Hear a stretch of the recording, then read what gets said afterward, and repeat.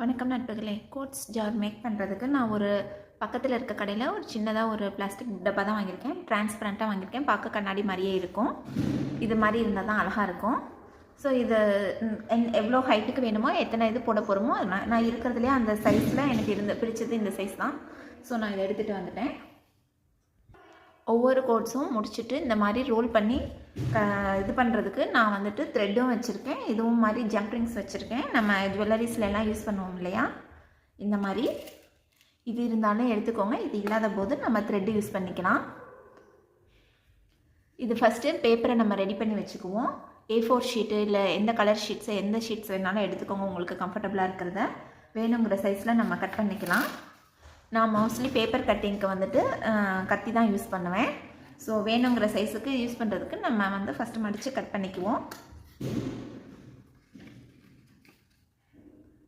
ஈக்குவலாக ஃபோல்ட் பண்ணிக்கிட்டு A4 ஷீட்டாக இருந்தாலும் சரி ஹாஃபாக மடித்து உங்களுக்கு வேணுங்கிற சைஸுக்கு அதை எடுத்துக்கோங்க. பெருசாக வேணும்னா பெருசாகவும் சின்னதாக வேணும்னா சின்னதாகவும். நான் ஒரு குறிப்பிட்ட சைஸுக்கு நான் இதை கட் பண்ணுறேன்.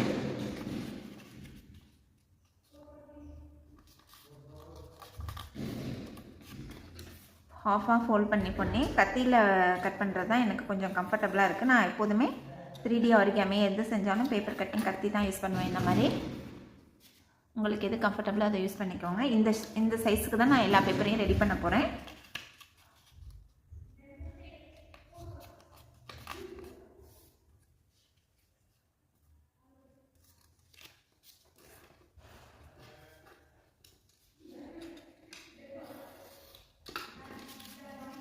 அவ்வளோதான். இந்த மாதிரி நான் நிறைய பேப்பர்ஸ் கட் பண்ணி ஆல்ரெடி கொஞ்சம் எடுத்து வச்சுருக்கேன்.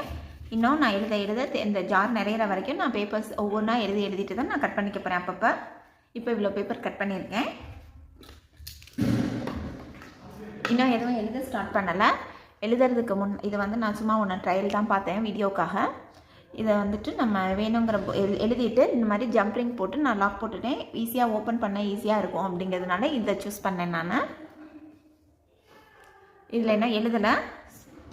ஸோ ஒவ்வொரு டெய்லியும் 1-2 எழுதி இதில் ஃபில் பண்ணணும் அப்படிங்கிறதுக்காக நான் இதை ஸ்டார்ட் பண்ணுறேன். இந்த இயர் கம்ப்ளீட் பண்ணுறதுக்குள்ளே இந்த ஜாரை ஃபில் பண்ணலாம் அப்படின்னு நினைக்கிறேன். நம்ம நிறைய மெனக்கடை வேணாம், சின்ன ஒர்க்கு தான். டெய்லியும் ஒன்று ட்ரை பண்ணோன்னா சீக்கிரம் கம்ப்ளீட் பண்ணிடுவோம். அடுத்த வீடியோவில் பார்க்கலாம். பாய்.